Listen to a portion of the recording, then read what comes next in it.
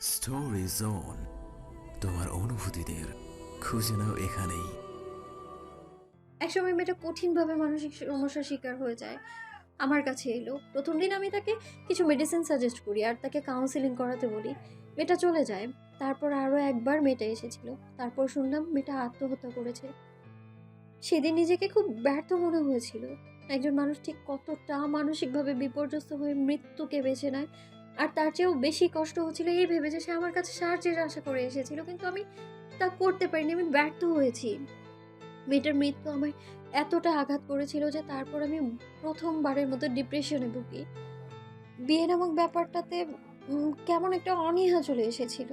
মানুষ কিভাবে এতটা নির্দয় হতে পারে? আমাদের সমাজে এসব অহরহ হচ্ছে, যেখানে একটা মেয়ে একটা ছেলেকে ভালোবাসে, তার সর্বস্ব হারালো, এমনকি নিজের অস্তিত্বও বদলে ফেললো, অথচ সেই মানুষটা তাকে আগলে রাখার বদলে তাকে ধ্বংসের দিকে ঠেলে দিল। এটা আমাদের সমাজে খুবই সাধারণ একটা ব্যাপার। একটা মেয়ে যখন নতুন বিয়ে হয়ে নতুন একটা পরিবারে আসে, সেখানে মেয়েটাকে এমন একটা কমফোর্ট জোন দিয়ে তাকে সহায়তা না করে আমরা তাকে না বিভিন্ন সমস্যার পরীক্ষার সম্মুখীন করে তুলছি। এসবে একবারও ভাবছি না যে যে পরিমাণ মানসিক চাপ আমরা সেই মানুষটাকে দিচ্ছি, সে আদৌ তা বহন করতে সক্ষম কিনা। একজন মানুষ আত্মহত্যা করলে আমরা তাকে দোষ দিচ্ছি, সে কেন এই পদক্ষেপ নিল, কিন্তু আমরা তাদের কেন জিজ্ঞেস করছি না তারা এই পদক্ষেপ নিতে বাধ্য কেন করলো। মাহমুদ লক্ষ্য করলো কাসফির মতো কঠিন মনের মানুষটির চোখের কোণে জল জমেছে। কাসফির বলা এক একটা কথা মাহমুদকে আঘাত করলো। কোথাও একটা কড়া নেড়ে গেল। কিছুটা সময় সবাই চুপ রইল। কাসফি আবার বলতে শুরু করলো, ওই সময় ভেবেই নিয়েছিলাম আমি বিয়ে করব না। তখন খালিদের সাথে আমার সম্পর্কটা শুরুর দিকে। ওই ঘটনার পর নিজেকে গুটিয়ে নিলাম। কাউকে ভালোবাসতেও ভয় হতে লাগলো। কিন্তু আমায় সে আমার ভয় থেকে বের করলো খালিদ। খুব সহজেই সহজ স্বাভাবিক করলো আমার। সুন্দর একটা জীবনে নিয়ে এলো। নতুন করে ভালোবাসার সাথে পরিচয় করালো আমায়। আমি এই মানুষটার কাছে কৃতজ্ঞ। আমার বাবা-মাকে হারিয়েছি সেই ছোটবেলায়। তার মাধ্যমে বাবা-মা পেলাম, ভাই পেলাম, নতুন করে জীবনটা পরিপূর্ণতায় ভরে গেল। কথা শেষ করে কাসফি তৃপ্ত হাসল। শোয়েব বলল, আচ্ছা ভাবি, একটা পরামর্শ দিন তো আমায়। কাসফি শোয়েবের দিকে মনোযোগী হয়ে চাইল। শোয়েব বলল, আমার ভালোবাসার মানুষটি যদি আমাকে ভালো না বাসে, আমি যাকে আপন ভাবি সে আমায় আপন করে না নেয়, তবে আমার কি করা উচিত? কাসফি গত দিনগুলোতে কিছুটা হলেও বুঝতে পেরেছে শোয়েবের সানামের প্রতি দুর্বলতা। কাসফি মৃদু হেসে বলল, ভাই, আপনি একজন যথেষ্ট জ্ঞানী মানুষ। দেশ বিদেশ ঘুরে এসেছেন, মানুষ সম্পর্কিত জ্ঞান আপনার আমার চেয়ে কম নয়। আপনি কি করবেন তা একান্তই আপনার ব্যক্তিগত ব্যাপার। আমি বলবো, আমি যদি আপনার জায়গায় হতাম, তবে প্রথমতই আমি তাকে ভালোবাসা বন্ধ করে দিতাম ও তাকে আপনভাবে ছেড়ে দিতাম। আমরা আমাদের জীবনের সবচাইতে মূল্যবান যে জিনিসটা একে অপরকে দিয়ে থাকি তা হলো সময়, যা অমূল্য। একবার চলে গেলে তা আর ফিরে আসবে না, অথবা টাকার বিনিময়েও কেনা যাবে না। তাই সেই মূল্যবান সময় বৃথা কারো পেছনে খরচ আর যাই হোক আমি করব না। আর অনুভূতি তো আরো দামি। আমার হৃদয় নিংড়ানো অনুভূতি তো আমি যাকে তাকে দেবই না। তখনই খালিদ পাশে এসে দাঁড়িয়ে কাসফিকে তাড়া দিয়ে বলল, চলো চলো, আমাদের বেরোতে হবে। কাসফি মাথা তোলে খালিদের দিকে চেয়ে বলল, কোথায় যাব? খালিদ বলল, হসপিটাল যাব। হসপিটালে কেন? আমি এখন ঠিক আছি তো। খালিদ বলল, তা আমি তোমার চেয়েও ভালো জানি। সেদিনও কিছু খেতে পারছিল না, তারপর সেদিন রাতে যে শরীর খারাপ করলো। চলো উঠো উঠো চলো। কাসফি বলল, ওটা তো সেই দিন, এখন তো ভালো হয়ে গিয়েছি। খালিদ নাছোড়বান্দা তাড়া দিয়ে আবারও বলল। আরে চলো তো। কাসফি নাক মুখ কুঁচকে বসে রইল। মাহমুদ উঠে দাঁড়িয়ে বলল, ও এমনই গবেট একটা। একবার আমার সর্দি কাশি নিয়ে ডাক্তারের কাছে গেলাম। ডাক্তার কফ টেস্ট করাতে দিল। ও আমাকে 20 দিন পর টেস্ট করাতে নিয়ে গিয়েছিল। ততদিনে আমার ঠান্ডা কাশ ভালো হয়ে গেছে। পরে কফের বদলে থুতু টেস্ট করে দিয়েছিল। মাহমুদের কথায় খালিদ ক্ষেপে গেল। প্রতিবাদ করে বলল, 20 দিন না, 17 দিন পর নিয়ে গিয়েছিলাম। তুই ভুলে গেছিস। কাসফি ও বাকিরা এদের দুই ভাইয়ের ঝগড়ার বিষয়বস্তু শুনে হাসতে হাসতে মাটিতে গড়াগড়ি খাওয়ার দশা। মাহমুদের এখানে মন বসছে না। সে উঠে উপরে নিজের কামরায় হুরের কাছে চলে গেল। বিকেলের পর হুরের ঘুম ভাঙল। হুর কোথায় ব্যাপারটা বুঝতে যতটা সময় নিল, বিছানা থেকে লাফিয়ে উঠতেও ততটা সময় নিল না। মাহমুদ হুরকে এভাবে বিছানা থেকে নামতে দেখে বিচলিত হলো। হুরকে ধরে বিছানায় বসাতে চাইলো, হুর মানল না। মাহমুদ হুরের হাত ধরে বলল। কি হলো হুর, এমন করছো কেন? হুর অস্থির চোখে এদিক সেদিক চাইলো, মিয়ে যাওয়া গলায় বলল। আমি এখানে কেন? মাহমুদ জিজ্ঞাসু দৃষ্টিতে চেয়ে কপালে ভাঁজ ফেলে বলল। কোথায় কেন? হুর মাথা নিচু করে বলল। আপনার বিছানায়। মাহমুদের মাথায় দুষ্টু বুদ্ধি কাজ করছে, কিন্তু হুর অসুস্থ, এখন মেয়েটিকে বিরক্ত করা ঠিক হবে না। নীরস কণ্ঠে বলল। তুমি কি আরো গভীর কোথাও থাকতে চাইছো? হুর মাথা নুইয়ে ফেলল। এ সময় মাহমুদের এসব হুর মাথা নুইয়ে ফেলল। এ সময় মাহমুদের এসব কথা তার মাথায় আসছে না। দাঁড়িয়ে থাকতেও কষ্ট হচ্ছে। বলল। আবির কাছে যাব। মাহমুদ হুরকে বিছানায় বসালো, বলল। ভাইয়া ভাবি হসপিটাল গিয়েছে, তোমার দায়িত্ব আমাকে দিয়ে গেছেন। তুমি এখানেই বসো, আমি আসছি। আচ্ছা বলে মাহমুদ ঘর থেকে বের হয়ে গেল। কিছুক্ষণ পর ট্রেতে করে স্যুপ ও দুধ নিয়ে এলো। মাহমুদ ঘরে এসে দেখলো হুর বিছানা থেকে নেমে ডিভানে এসে বসেছে। মাহমুদ হুরের কোলের উপর ছোট টাওয়াল বিছিয়ে হুরের মুখের সামনে স্যুপ ধরতেই হুর মুখ ফিরিয়ে নিল। মাহমুদ ধরে বসে আছে। দুজন মানুষ কিছুক্ষণ নীরব রইল। মাহমুদ নীরবতা ভেঙে বলল। তুমি সিক হয়ে পড়েছো হুর, খেতে হবে, নয়তো আরো সিক হয়ে যাবে। আপি কোথায়? মাহমুদ স্থির দৃষ্টিতে হুরের দিকে তাকিয়ে আছে। হুরের অস্বস্তি, অস্থিরতা মাহমুদের চোখ এড়ায়নি। হঠাৎ করেই কারোর সাথে সহজ হওয়া যায় না। মেয়েটি তো তাও চেষ্টা করছিল, সেই তো কমপ্লিকেটেড করে ফেলেছে সবটা। মাহমুদ একটা দীর্ঘশ্বাস ছেড়ে বলল। ভাবি চলে আসবে, তোমাকে বলেছে খেয়ে নিতে। হুর দেখলো মাহমুদ এখনো সুপের বাটি হাতে বসে আছে। নিজেকে স্বাভাবিক করার চেষ্টা করে বলল। আমি খেয়ে নিব। মাহমুদ আবারও চামচে স্যুপ নিয়ে মুখের সামনে ধরল। আমি খাইয়ে দেব। মাহমুদের অনড় দৃঢ় কণ্ঠ, ঠিক যেমন হুর সকালে তাকে কফির কথা বলেছিল। হুরের ঝামেলা করতে ইচ্ছা করছে না, আর না আছে কথা বাড়ানোর শক্তি সামর্থ্য। কিছুটা স্যুপ খেয়ে আর খাবে না জানালেও মাহমুদ বলল। খেতে হবে, নয়তো ভাবি রাগ করবে। আপি আমাকে কখনোই খাবারের ব্যাপারে জোর করে না। মাহমুদ ব্যাপারটা জানতো না, ভেবেছিল কাসফির কথা বলে খাওয়াবে। যা হোক, সুপের বাটি রেখে মাহমুদ দুধ নিল। প্রায় 40 মিনিটের প্রচেষ্টায় মাহমুদ হুরকে দুধের গ্লাস শেষ করাতে সক্ষম হলো। এই পর্যায়ে হুরও বুঝে গিয়েছিল এই লোক আদা জল খেয়ে নেমেছে, দুধের গ্লাস শেষ করেই দম নেবে। কিছুক্ষণের মধ্যেই কাসফি দরজায় নক করলো। ভেতরে ঢুকে দেখলো মাহমুদ যত্ন নিয়ে হুরের মুখ মুছিয়ে দিচ্ছে। যদিও হুরের চেহারায় প্রচণ্ড অস্বস্তি ও বিরক্ত ভাব স্পষ্ট। কাসফি ঘরে ঢুকতেই মাহমুদ উঠে ট্রে হাতে নিয়ে দাঁড়ালো। কাসফি বোনের পাশে বসলো। এখন কেমন লাগছে হুর? হুর বোনকে দেখেই মানসিক শান্তি ফিরে পেল। সাথে সাথে বোনের বুকে জড়িয়ে বলল। ভালো। তুমি কোথায় ছিলে? আর বলো না, তোমার ভাইয়ের শুধুই অকারণে টাকা নষ্ট। সে কবে একটু শরীর খারাপ ছিল, তাই আজ হসপিটালে নিয়ে গেল। এই টেস্ট সেই টেস্ট করাতে করাতে এতগুলো সময় লেগে গেল। তখনই খালিদ ঘরে ঢুকলো। হুরকে বলল। ছোট্ট সোনামণি, কি হয়েছে তোমার? হুর মিষ্টি করে হাসলো। কিছু হয়নি ভাইয়া, এখন ঠিক আছি। কাসফি হুরকে স্বাভাবিক করতে বলল। দেখো না হুর, তোমার ভাইয়া আমায় কালো শাড়ি পরতে দিচ্ছে না। আমার একমাত্র বোনের বিয়েতে আমি শাড়ি পরবো না? এটা কেমন কথা বলো তো? খালিদ বলল। এই এই হুর, একদম ওকে আশকারা দিবে না বলে দিলাম। হুর ওদের কাজে হেসে উঠল, বলল। আশকারা দিব না ভাইয়া, একটু মাস্কারা লাগিয়ে দেব, আর একটু লিপস্টিক, হালকা ব্লাশ, তাতেই দেখবেন কত সুন্দর লাগে। খালিদ গাল ফুলিয়ে বলল। নট ফেয়ার হুর, আমি ভেবেছিলাম তুমি আমার দলে। হুর হাসতে হাসতে বলল। আমি তো আপনার দলেই, এই জন্যই তো অল্প করে সাজিয়ে দেব। একটু ভাবুন, আপনি যদি পার্লারে যায় তখন তো এক গাদা সাজিয়ে দেবে। খালিদ চিন্তা করার ভান করে বলল। তা ঠিক, তবে তোমার উপরই ভরসা করলাম। মাহমুদ খেয়াল করলো হুর ভাই ভাবির সাথে কত স্বাভাবিকভাবে হেসে হেসে কথা বলছে, অথচ এতক্ষণ তার সাথে কথাই বলছিল না। আবার সকালে তার সাথে কথা বলছে না বলেই কান্না করে জ্ঞান হারিয়ে ফেললো। মাহমুদ ট্রে নিয়ে ঘর থেকে বেরিয়ে গেল। মাহমুদ কিচেনে ঢুকতেই মিনু বলল। ভাইজান, আপনার কিছু লাগবো? মাহমুদ চুলায় পানি দিতে দিতে বলল, কফি করবো মিনু আপা। আমি কইরা দি ভাইজান। লাগবে না মিনু আপা, আমি পারবো।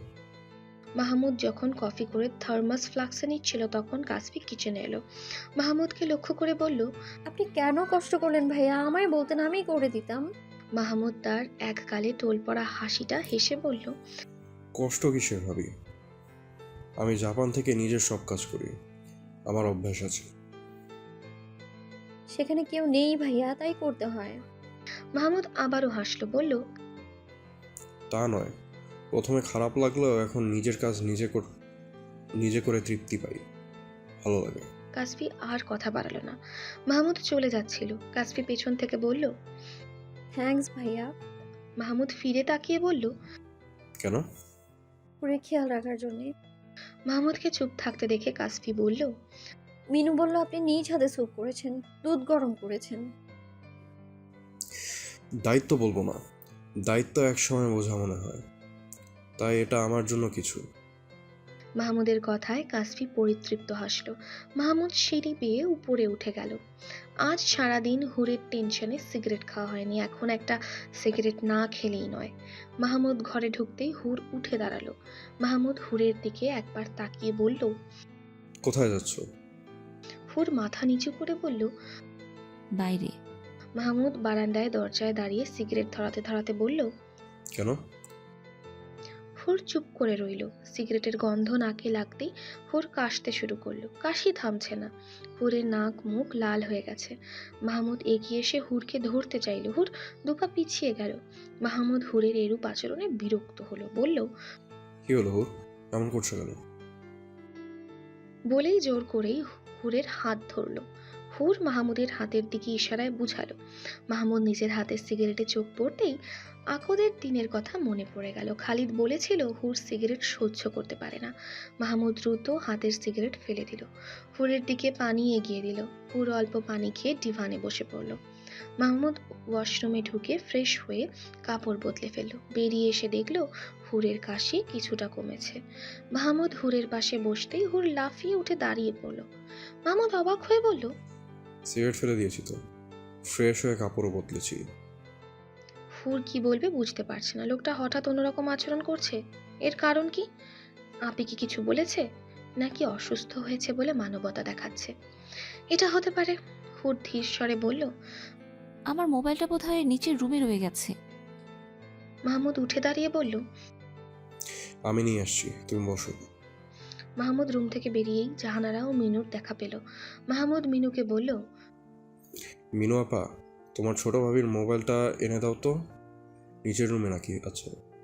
মিনু মাথা নেড়ে মোবাইল আনতে চলে গেল। জাহানারা বললেন, হুর কই মাহমুদ, সারাদিন একবারও দেখলাম না। ঘরেই আছে মা। জাহানারা ঘরে ঢুকে হুরকে ডিভানে বসা দেখে হুরের পাশে বসলো। কাসফি হুরের ক্যানোলা তখনও খোলেনি, ভেবেছিল হুরের ঘুম ভাঙলে পরে শরীরের অবস্থা বুঝে খুলে দেবে। জাহানারা হুরের হাতে ক্যানোলা দেখে অস্থির হয়ে উঠল। কি হয়েছে মা, কি হয়েছে তোর? মাহমুদ, এই মাহমুদ।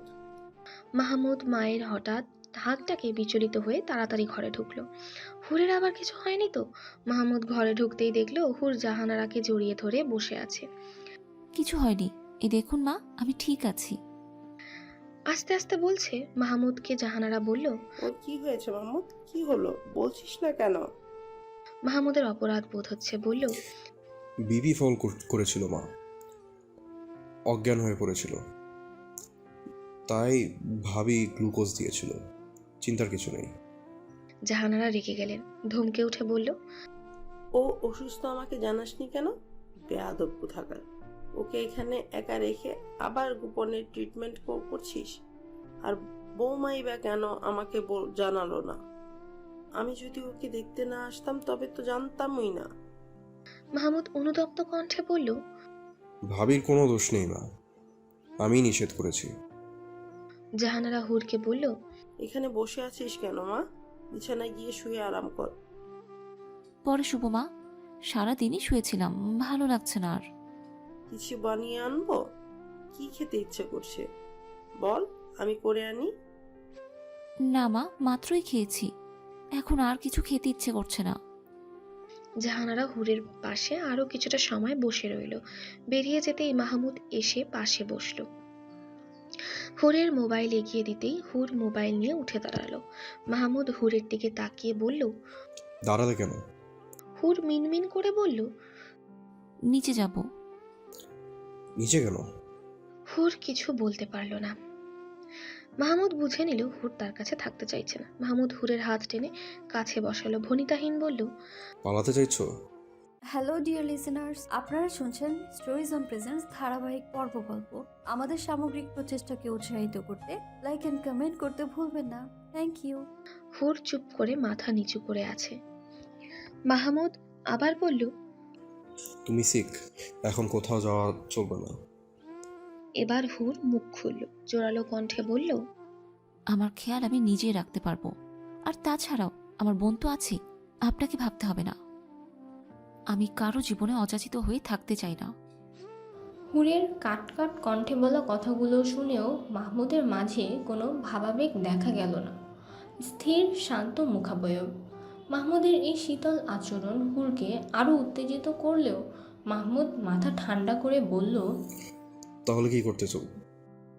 আপনার অনিচ্ছায় অজানায় যখন বিয়েটা হয়েছে, তখন আপনাকে কিচ্ছু করতে হবে না। আমি আপনাকে মুক্ত করে দিব। কথাটা মাহমুদের গায়ে আগুন ধরিয়ে দিল। এবার মাহমুদের চোয়াল শক্ত হয়ে এলো। মাহমুদ হুরের ধরে রাখা হাতটা সহসা ছেড়ে দিয়ে দুহাত এক করে চোখ মুখ ঘষল। কয়েক সেকেন্ড এভাবেই কাটল। দরজায় কেউ কড়া নাড়ছে। মাহমুদ সেদিকে ভ্রুক্ষেপ না করেই বলল। মিসেস মাহমুদ, আপনি অসুস্থ।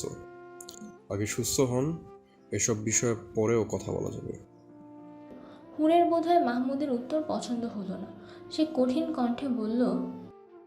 পরে বলার কিছু নেই, আমার যা বলার আমি বলেছি। আমি আপি ভাইয়ার সাথেও এ বিষয়ে কথা বলে নিব। মাহমুদের রাগ হচ্ছে, কিন্তু মাহমুদ এত সহজে রাগ করবে না। এমনিতেও হুরের উপর সে রাগ করতে পারে না। না পারে এই মেয়েটির সাথে কঠিন হতে। 3.5 বছর আগেও তো পারেনি। এ জীবনে বোধহয় আর সম্ভব না। মাহমুদ নিজেকে যথাসম্ভব শান্ত করে বলল। দেখুন মিসেস মাহমুদ, জীবনে সমস্যা আসবে, আমাদেরকে তা ঠান্ডা মাথায় সমাধান করতে হবে। হ্যাঁ সেটাই, সমস্যার মূলে যেহেতু আমি সমাধান করে দিচ্ছি। মেয়ে লোকের এই এক সমস্যা, একটা বললে আরেকটা বুঝে।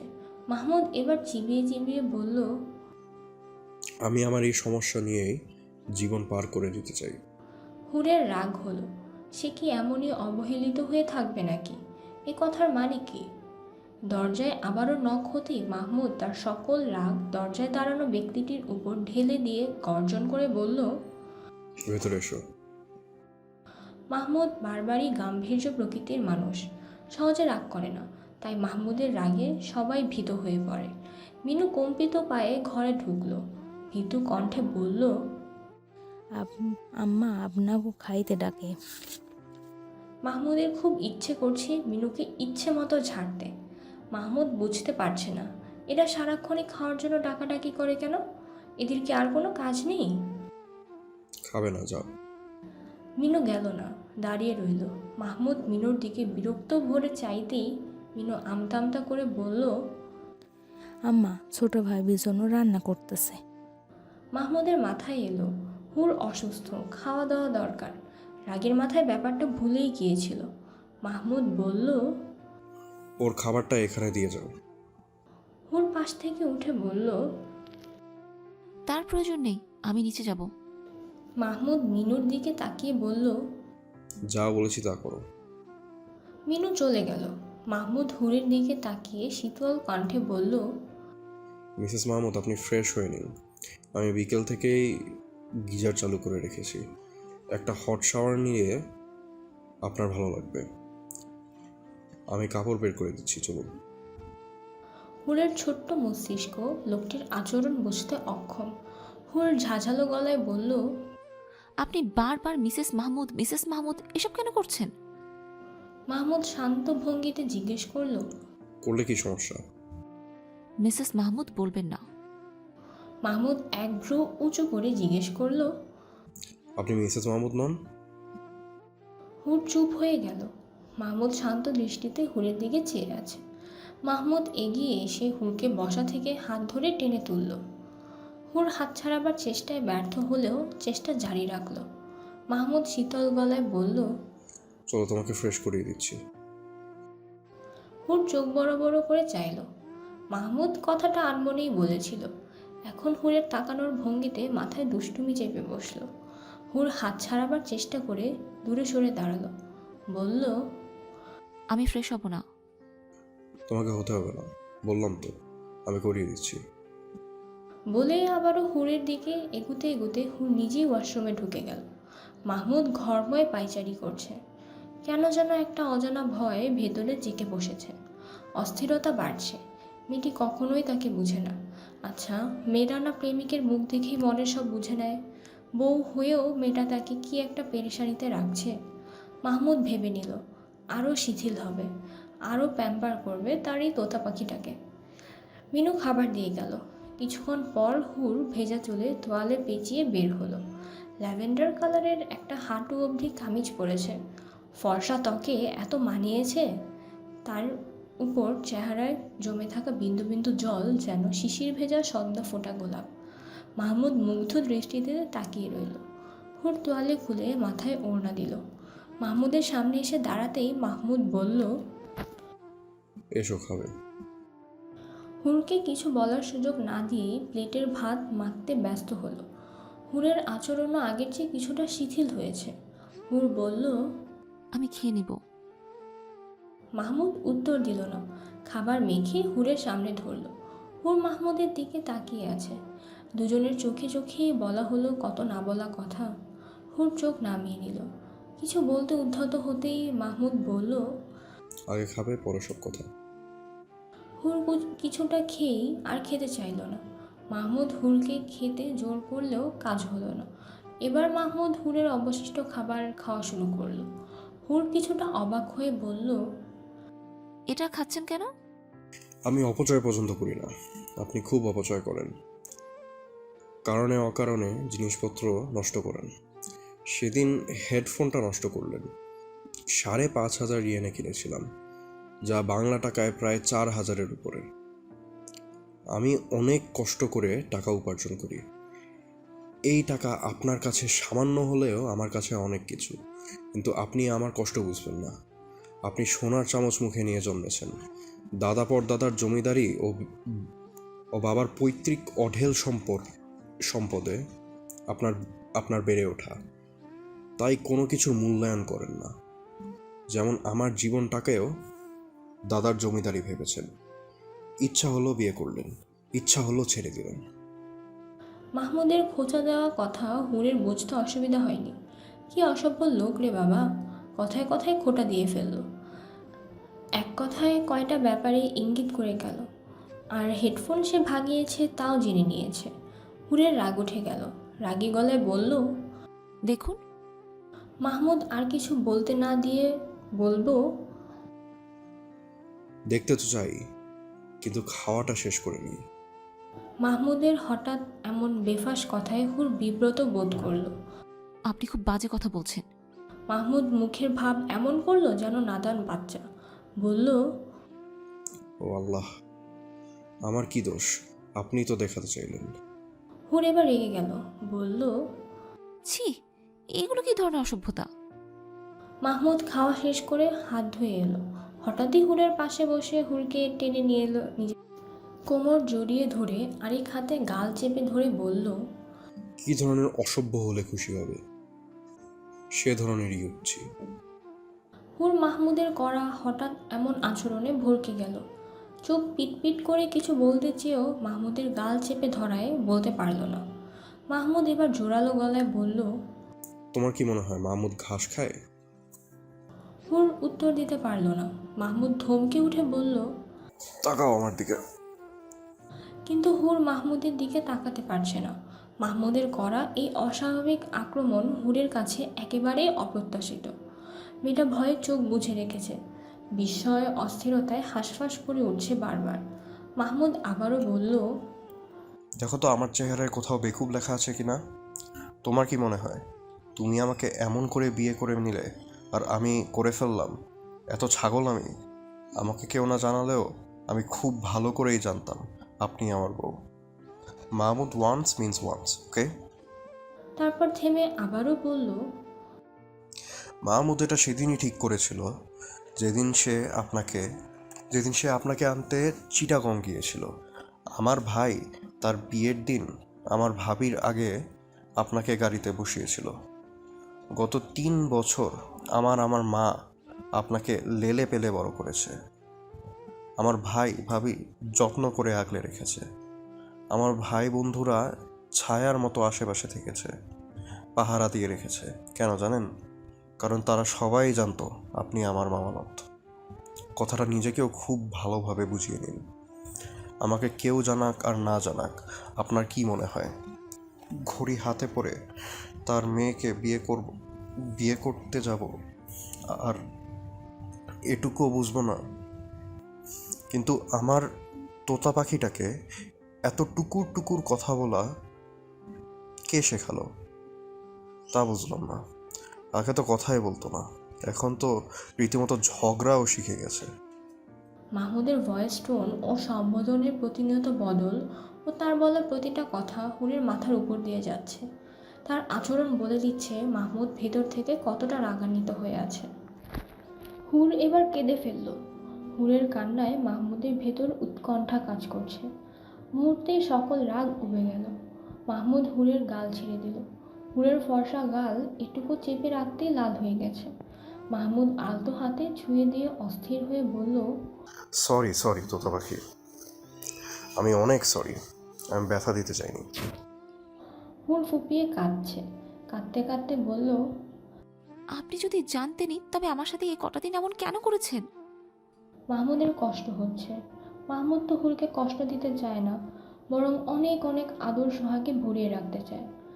মাহমুদ হুরের গাল বেয়ে পড়া চোখের পানিতে ঠোঁট চেপে ধরে আস্তে আস্তে করে বলল, আমি তো তোমার কাছেই ছিলাম, তবু তুমি মাত্র 3.5 দিন আমার এটুকু অবহেলা সইতে পারছো না। একবার ভেবে দেখেছো আমি 3.5 বছর কতটা কষ্টে ছিলাম? হুর মাথা নেড়ে বলল। ভাবতে পারবো না। হুরের কথায় মাহমুদ হেসে ফেলল। আচ্ছা থাক, ভাবতে হবে না। হুর আবারও ফুপিয়ে উঠে বলল, তাহলে ওরা কেউ কেউ আমাকে ভালোবাসে না, আপনার জন্য এসব করেছে? মাহমুদ হুরকে আরও কাছে নিয়ে এলো। গালে গাল চেপে গাঢ় গলায় বলল, আমি বাসি তো পাখি, আমি তোমাকে অনেক অনেক ভালোবাসি। হুর হাতের তালুতে চোখ মুছে আহ্লাদি কণ্ঠে বলল, তবুও কাঁদিয়েছেন, আমি কষ্ট পেয়েছি। মাহমুদ হুরের দিকে তাকিয়ে আছে। হুরের সব কিছু মাহমুদকে কাবু করে, খুব করে টানে। কেন যে চোখ মুছল, কি আদুরে যে লাগছে। বলল, তার চেয়ে অনেক বেশি আদর করে দিব। হুরের এবার হুঁশ হলো। সে নিজেকে খেয়াল করলো। মাহমুদের বুকে হাত দিয়ে ধাক্কা দিয়ে দূরে সরাতে চাইলে মাহমুদ উল্টো কোলে তুলে নিল। বিছানায় নিয়ে শুয়ে দিয়ে কিছুক্ষণ বিছানার পাশে দাঁড়িয়ে হুরের দিকে একদৃষ্টিতে তাকিয়ে রইল। হুর লজ্জায় আড়ষ্ট হয়ে রইল। মাহমুদ ঘুরে এসে অপর পাশে আধশোয়া হয়ে হুরের দিকে কিছুটা ঝুঁকে এলো। হুরের উদর ভেদ করে অপর পাশে রাখা হুরের ছোট্ট হাতটা হাতে নিল। হুরের হাতের মেহেদির দিকে তাকিয়ে রইল। গালে নাক ঘষে দিল। তারপর হাত বাড়িয়ে ঘরের সব বাতি বন্ধ করে বেডসাইড ল্যাম্পশেড অন করে দিল। হুর মাহমুদকে ভালোবাসে, মাহমুদের চেয়ে বেশি না হলেও খুব কমও না। কিন্তু আজ মাহমুদের হুট করে এভাবে কাছে চলে আসায় কেন যে অস্বস্তি হচ্ছে। মাহমুদের চোখে অসীম ভালোবাসা নিয়ে তাকিয়ে রয়েছে প্রিয়তমার দিকে। সে দৃষ্টিতে হুর ভীত হরিণীর মতো ছটফট করে। মাহমুদ হুরের ভেজা আঁখি পল্লবে ঠোঁট ছোঁয়ায়। হুরের ভেতরটা লজ্জায় কুঁকড়ে যায়। মাহমুদ হুরের কানে ঠোঁট ছুঁয়ে ফিসফিস করে বলে, হয়নি, জোর করে পেতে চাইলে 3.5 বছর আগেই পেতে পারতাম। হুর লাজুক ঠোঁটে তৃপ্ত হাসে। কি মিষ্টি সেই হাসি। মাহমুদের ইচ্ছে করে সব কিছুকে স্থির করে জনম জনম ধরে অপলক সেই হাসি দেখতে। মাহমুদের সেই দৃষ্টি হুরকে পাগল করে। নতুন এক অনুভূতির সাথে পরিচিত হয় হুর। ভালোবাসা এত সুন্দর। একটু ছোঁয়া, একটু কাছে আসাতে এতটা ভালো লাগা। হাত উঠিয়ে মাহমুদের চোখে হাত রাখলো। মাহমুদ হাত সরিয়ে দিতে চাইলে হুর বলল, প্লিজ তাকাবেন না। হ্যালো ডিয়ার লিসেনার্স, আপনারা শুনছেন স্টোরিজ অন প্রেজেন্স ধারাবাহিক পর্ব গল্প। আমাদের সামগ্রিক প্রচেষ্টাকে উৎসাহিত করতে লাইক অ্যান্ড কমেন্ট করতে ভুলবেন না। Thank you.